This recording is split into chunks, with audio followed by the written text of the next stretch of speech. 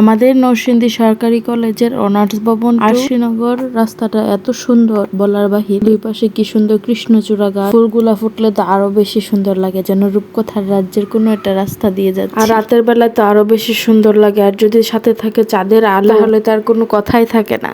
ইস, কি যে ভালো লাগে দেখতে। আজকে সকাল সকালে বেরিয়ে পড়েছিলাম, একটু কাজ ছিল তাই। অনেকদিন পরে তো সকাল সকাল ওইদিকে যাওয়া হলো। রাস্তাটা খুবই ভালো লাগতেছিল, পরিবেশটা খুবই সুন্দর ছিল, অনেক বাতাস ছিল, একটু বৃষ্টির আবহাওয়া। কিছুক্ষণ আগে নাকি একটু একটু বৃষ্টির ফোঁটাও পড়েছিল, আমি ভিতরে থাকার কারণে আর কি বুঝতে পারিনি। হয়তো বুঝলে বের হতাম না, এত সৌন্দর্যটাও দেখতে পেতাম না। আমি যখন বের হই তখন আবার কোনো বৃষ্টি টৃষ্টি ছিল না, যেহেতু স্কুল কলেজ অফিস আদালত সবকিছু খুলে ফেলতেছিল আজকে থেকে, এই জন্য রাস্তাঘাটে একটু বেশি গাড়ি অন্য দিনের তুলনায়। আমি তো ভেবেছিলাম হয়তো জ্যামে ট্যামে পড়বো, কিন্তু না, কোথাও আটকাই নেই। তারপরে মামাটা থেকে আমি প্রায় একটু জিলাপি বা তালের বড়া খাই গরম গরম হলে, কিন্তু আজকে তালের বড়া এখনো বানায় নাই।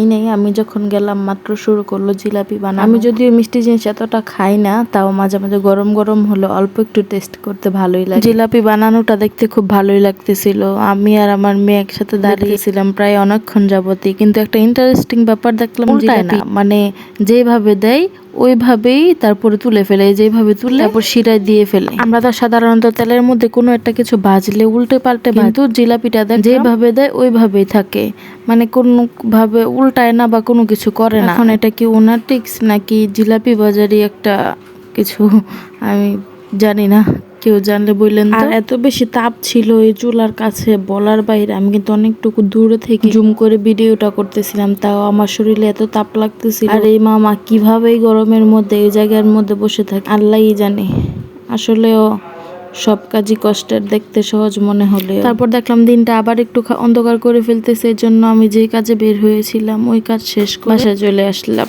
আর আসার সময় মা মেয়ের জন্য নাস্তা নিয়ে এসে পড়েছিলাম, তাই বাসায় এসে আলাদা করে নাস্তা বানানোর কোনো ঝামেলা ছিল না।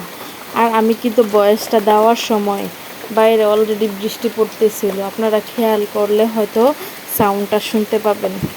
একেবারে ঝুম বৃষ্টি যাকে বলে, অনেক সুন্দর।